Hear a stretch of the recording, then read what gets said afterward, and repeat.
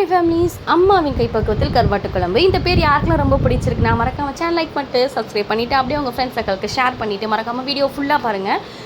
நம்ம வந்து எந்த ஒரு இடத்துக்கு போயிருந்தாலும் சரி, நம்ம எவ்வளோ வயசானாலும் சரி, ஏதோ ஒரு இடத்துல போய் நம்ம சாப்பிட்றோம், ஒரு குறிப்பிட்ட டிஷ் வந்து நம்மளுக்கு ஒரு மெமரபிள் ஆயிரும். என்னென்னா நம்ம அம்மாவோட டேஸ்ட் மாதிரியே இருக்கே, அம்மா செய்கிற மாதிரியே இருக்கேன்னு சொல்லுவோம்.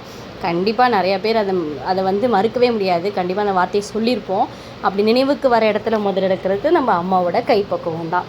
எங்கள் அம்மா வந்து சிக்னேச்சர் டிஷ்ஷுன்னு சொல்லணுன்னா மட்டன் குழம்பு, சிக்கன் குழம்பு, நான்வெஜ் வெரைட்டிஸ், அந்த மாங்காய் பச்சடி, வெரைட்டி ரைஸஸ்லாம் சும்மா டாப் நாச்சாக செஞ்சுருப்பாங்க. எங்கள் ஹஸ்பண்ட் இன்னைக்கு கொஞ்சம் வெளியே போயிருந்தனால அந்த கேப்பில் நீ கருவாட்டு குழம்பு செஞ்சு சாப்பிடணும் போல இருக்குன்னு இன்றைக்கி செஞ்சு சாப்பிட்டுட்டேன். அதே மாதிரி சாம்பார் எல்லாமே அம்மா செய்கிறதுல எல்லாமே நல்லா தான் இருக்கும், எதுவுமே சொல்ல முடியாது. ஆனால் வந்து குறிப்பிட்ட ஒரு டிஷ்ஷுன்னு உங்களுக்கு இருக்கும்ல, கண்டிப்பாக அது என்னன்றதை கமெண்ட் செக்ஷனில் கமெண்ட் பண்ணுங்கள். அதே மாதிரி எங்கள் மாமியார் வீட்டுக்கு நாங்கள் போகிறோம் அப்படின்னா அவங்கள்ட்ட எங்கள் ஹஸ்பண்ட் ரொம்ப விரும்பி சாப்பிட்றது வந்து சாம்பார், மட்டன் குழம்பு சூப்பராக வைப்பாங்க. அது மாதிரி உங்கள் வீட்டில் உங்கள் அம்மா மாமியார்லாம் என்ன டிஷ் சூப்பராக சமைப்பாங்க மறக்காமல் கமெண்ட் செக்ஷனில் கமெண்ட் பண்ணுங்கள்.